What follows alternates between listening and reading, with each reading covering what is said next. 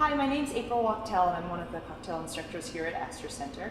And today we are talking about commonly asked questions about garnishes. So we're going to start off with talking about twists.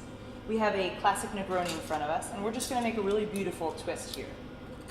So it's very easy. I just have a Y peeler in my hand here, which this is a really great tool to use for twists. It's a really consistent twist. So you see this is nice and long and beautiful.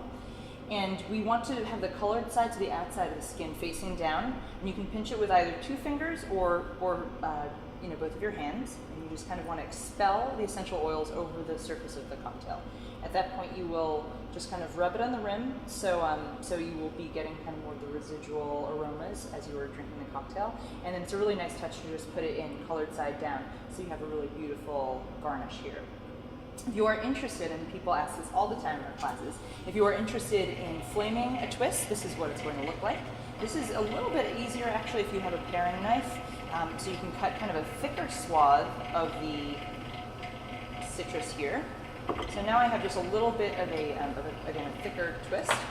And so what I'm going to do is I'm going to take a lighter in one hand, take the twist in the other hand. I'm going to light the lighter and warm up the twist very slightly, and then do that, and this imparts a really lovely kind of mild smoky aroma as well as the very bright citrus aroma as well.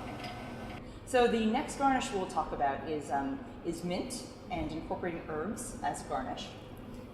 So we made this really beautiful mint julep. So we have, this is actually a bourbon cocktail with some muddled mint, a little simple syrup in there as well, and obviously some crushed ice. It's a classic to enjoy during the Derby. And so when you are using mint as a garnish in particular, you want to have a few nice kind of sprigs, and you want to cut them down so they fit into the glass appropriately.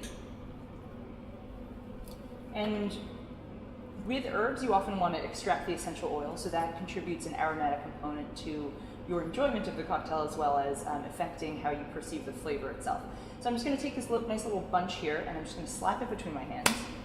And believe it or not, this is actually enough to kind of, again, stimulate the essential oils. So when I actually go to drink the cocktail, I'm actually going to smell that first. So I'm just going to tuck it in kind of nicely in the side.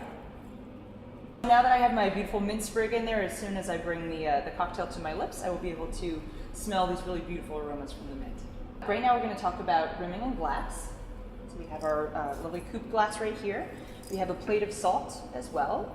And I think most people are familiar with cocktails with rims, like the margarita, like the sidecar, for example, which gets a sugar rim. And there's a few ways of doing this as well. The method that I prefer, again, is just you'll take your citrus, so in this case we're doing the lime, and we're going to cut through the axis here. And then you can kind of get either 3 or 4 wedges out of this. I'm going to go for 3 because I like nice, juicy wedges.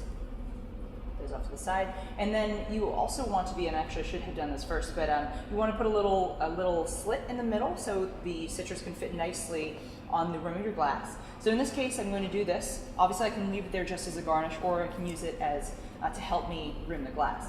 So what I'll do here is I'm going to squeeze very gently, so some of the juice is coming out, and so I'm getting a nice basis for this rim here. And then what I'm going to do, because this is salt, if it's on the inside of the rim, it has a very good chance of making your drink totally unpalatable. So I like to just kind of rim the outside of the glass. I personally also prefer half rims, so you have options, but you feel free to do a full rim if you would like. And then another thing here as well is, this looks a little bit messy, so just touch it up very slightly. So that is how to rim your glass. So those are a few of the most commonly asked garnish questions. Thank you so much for watching, and we will see you next time.